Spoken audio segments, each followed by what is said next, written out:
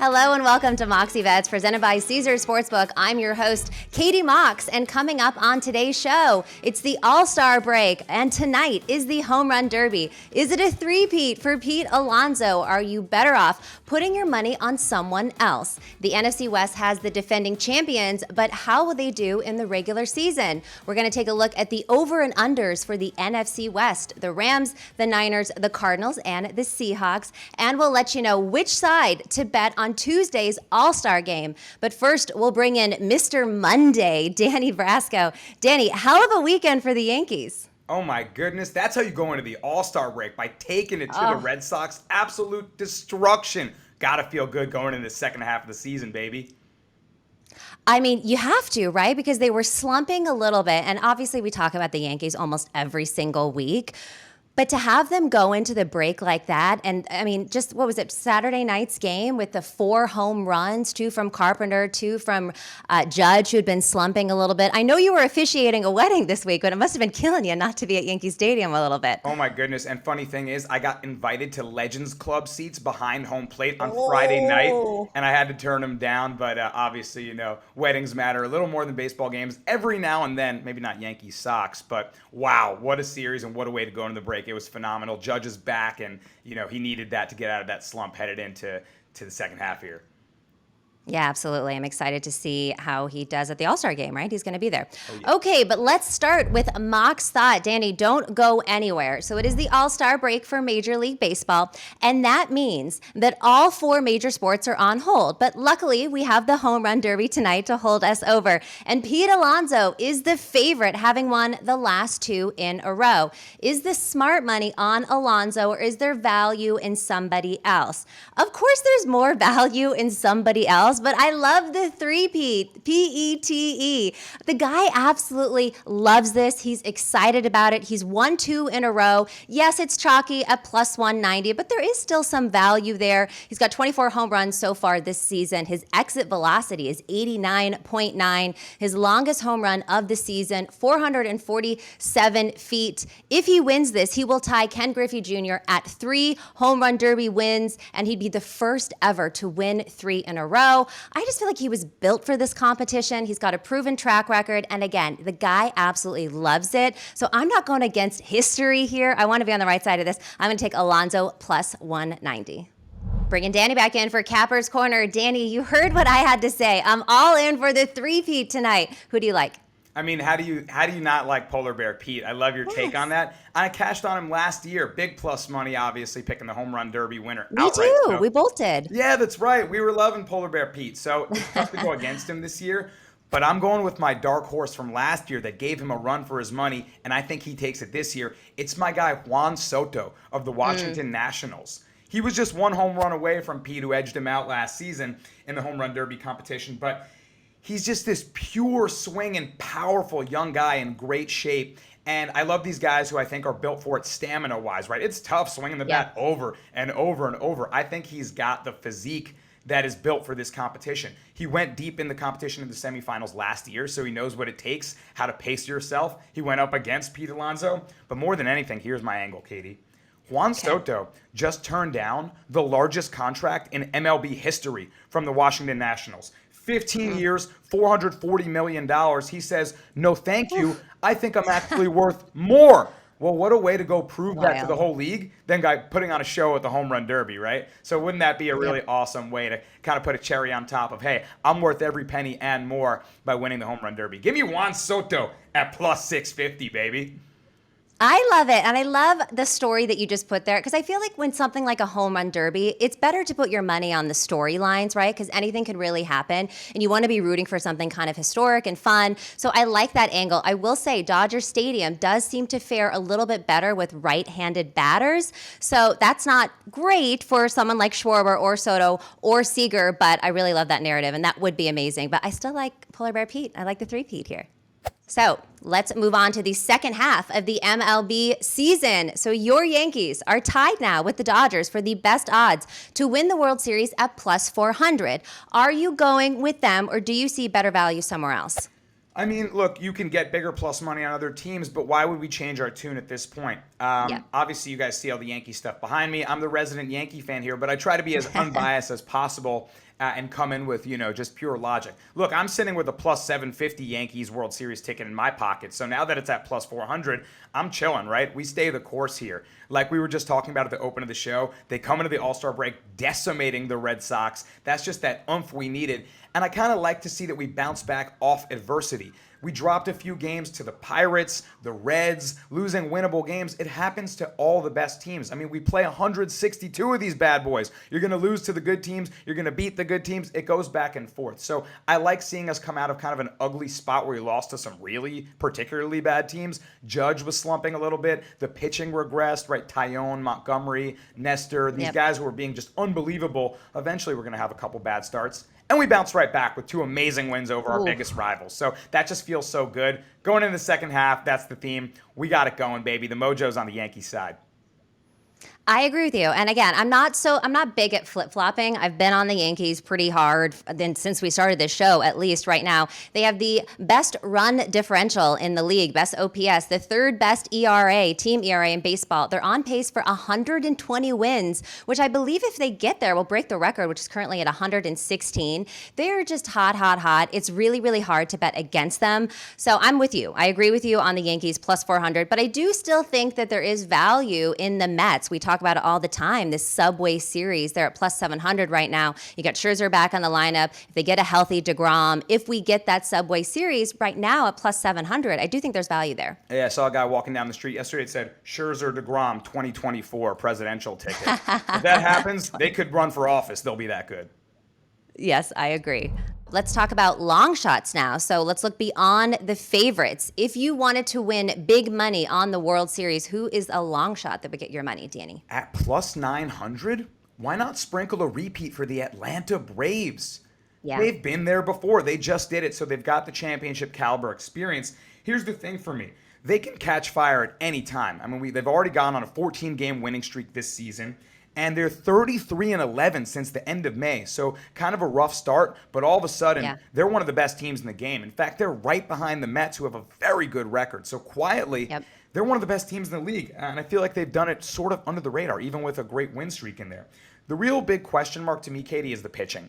Last year, they had these great performances from Charlie Morton, young pitcher named Ian Anderson. Those guys have taken a step back this year, and I'm wondering, do they have enough? Can they count on guys like Strider in there, some new faces in the rotation, to really be the guys that can hold it down in those playoff moments?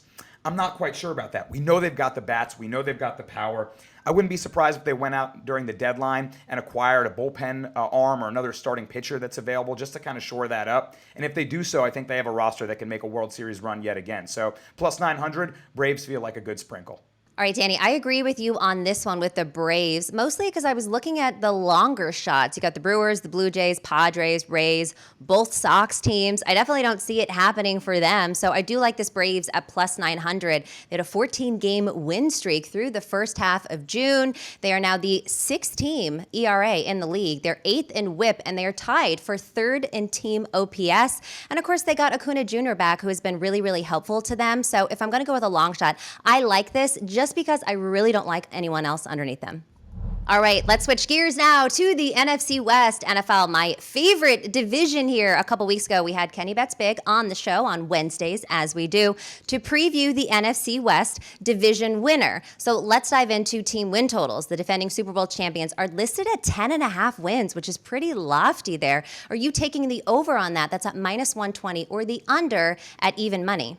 I actually felt like it was curiously low, Katie. 10.5 for a team that just won 12 games and the Super Bowl? Why 10.5 here? Are bookmakers expecting them to do the Woj? Yeah, right? Why is that? Why is that? Exactly. Are odds makers expecting them to take a step back here this season? Maybe, yeah. I think, something in my gut is telling me that with a Madden team last season, a Pro Bowl roster, it feels like so much went right for them, and they still barely pulled it off in their own home stadium for the Super Bowl. Like, barely pulled it off. I just don't feel like it's going to happen for them again this year. The stars aligned perfectly, and that was that. They went 7-2 on the road, so I'm kind of looking at their schedule from last year and this year and grading each game. What's a win? What's a loss? Let's see if we can make a prediction. Going 7-2 on the road last year, yeah, that ain't happening again this year. Look at the defending champions' road schedule. At Cardinals, at Niners, at Bucks, at Chiefs, at Packers, at Chargers, just to name some of the games. Those are tough road opponents. They opened the season hosting the Buffalo Bills on Thursday Night Football, so I'm counting that one. I'm counting that one as a loss. Me and you were high on the Bills. Yes. And they went 3-3 in their division last season. The NFC West, as you know, is a straight-up war zone. Those teams cancel each other out a lot of the time. So I'm looking at the schedule.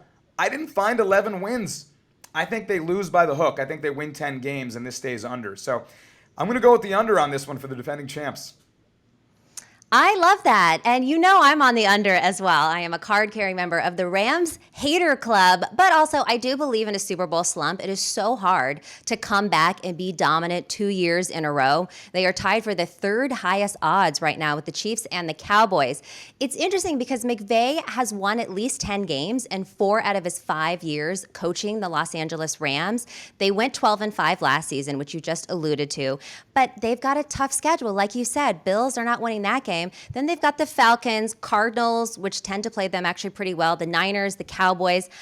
It's possible that they go 2-2 within that stretch. It is interesting also that the Rams will face 7 quarterbacks who finished in the top 10 in passing yards. Like you said, they put everything together. They went for broke. I still don't necessarily understand their salary cap and how they're making that work right now, but they went for broke and they just barely won. I don't think they're going to get that lucky again. So I like this under 10.5 wins, especially because it's at plus money. All right, moving on. Let's talk about my Niners, the favorite team for me personally. They're listed at 10 total wins, which is pretty high. So are you going or the over or under? Odds makers don't seem to know what to do with this because it's both at minus 110. And that was fascinating to me. So often you see that number on the hook, right? Over under 9.5 wins, over under 10.5 wins. No, they set it right there flat at 10, which tells me, can I bet on push? Because I also think the Niners are going to win 10 games. Can I bet exactly 10 wins? This number is perfect. Because if they set it at 9.5, I'm betting the over. If they set it at 10.5, I'm betting the under. I totally agree with where they set this line. Here's my bold prediction for you, Katie. We're talking Yankees all the time for the Yankee fan. Well, let's give it back to the Niners fan here. Bold prediction of the season, Niners win the NFC West. Let's go. With all the controversy and maybe confusion, Jimmy G, Trey Lance, I think that Trey ends up stepping in there and really impressing us.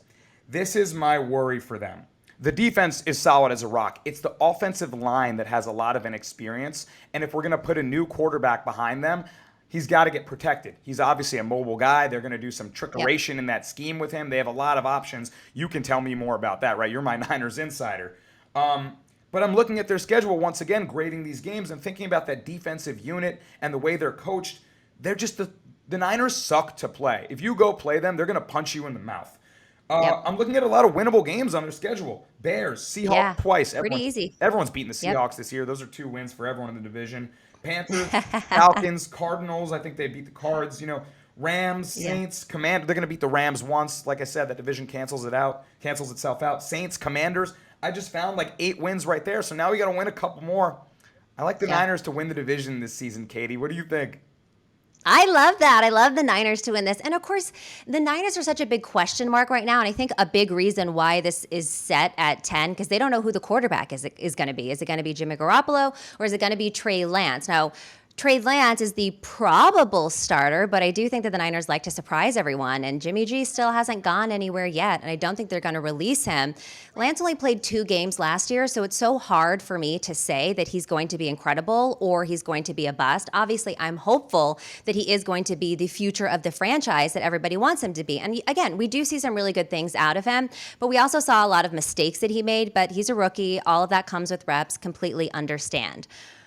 I like them over this because, like I said, I'm a fan, so I'm not going to go under on this, especially if the odds are the same. We look at the first half before the bye week. You kind of already went over this. It's easy. The Bears, the Seahawks, and the Broncos, they can win those games. Then you got the Rams, which the Rams, Kyle Shanahan does kind of own Sean McVay with the exception of the NFC Championship game last year. So I think the Niners can at least squeak out one win there. Panthers, Falcons, that's a win. Chiefs, that one's going to be tough. I do also like that we see the Rams twice. We get them in the first half of the season. Then we have the bye weeks. We kind of have to forget about that. I would love for them to win this division. That would be incredible. I'd love them to win the Super Bowl. But I do think that they're going to get over the 10 wins here. Katie, do you remember my rock, paper, scissors theory about the NFC West?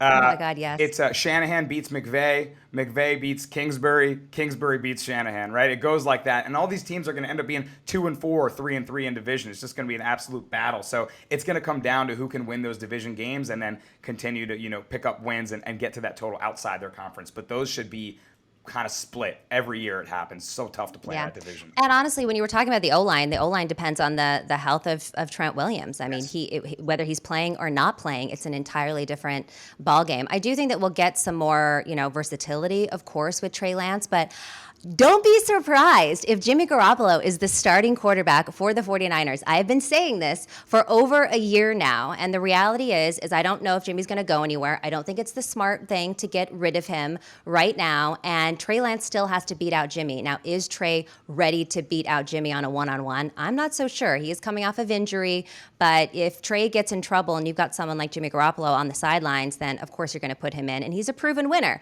So we'll see about this. Let's talk about the Cardinals now. They are listed at 9 wins. Are you going over at plus 110 or under at minus 130? This one was pretty hard for me, but I'm actually going to go under 9 here. I'm expecting regression from them as well. They went over this number last year, and it's odd also remembering for bettors who bet on NFL win totals year in and year out, we're betting 17 games now, right? So it's made me totally readjust the way I think about this. But their schedule is tough, Katie. Holy crap. I mean, second half is brutal. Rams, Niners, Chargers, Patriots, Broncos, Buccaneers, Falcons, Niners. That's the second half of their schedule when usually teams are already, injury ridden and gone through battle. In the first half, it's not that much easier. I mean, they see the Rams again, of course, the Chiefs, the Raiders, the Eagles. More than anything, though, for me, beyond the toughness of their schedule, Cliff Kingsbury, not the guy. He's just not going to be the guy. I've never believed in him. He's made a lot of boneheaded decisions, really, frivolous calls here and there, and just I don't think he's going to be able to do it, even though he's got a really interesting scheme and system and he's got the relationship with Kyler. I don't like what he calls, is what I'm trying to say. And also, beyond Cliff Kingsbury, DeAndre Hopkins, suspended for the first 6 games of the season. So tough starting without him. Their secondary on the defensive side of the ball grades horribly. Some of their guys absolutely got torched last season. So if you can't stop it in the secondary, you don't have your best wideout, and I don't believe in your coach, why am I going to bet that you're going to win more than 9 games? Give me the under for the Cardinals. Okay, I'm actually going to go over on this one on the 9.5. And by the way, you made a lot of great points. They were 11-6 last season. They made the playoffs for the first time in 6 years. They started off last season with 7 wins in a row. And I'll never forget J.J. Watt on the sideline being like, maybe we are just that good. Maybe we're just that good. And then, like the Cardinals do, they completely fall apart in the second half of the season and kind of hilariously got bounced out in the wild card round against the Rams there in a kind of a little bit of an embarrassing way.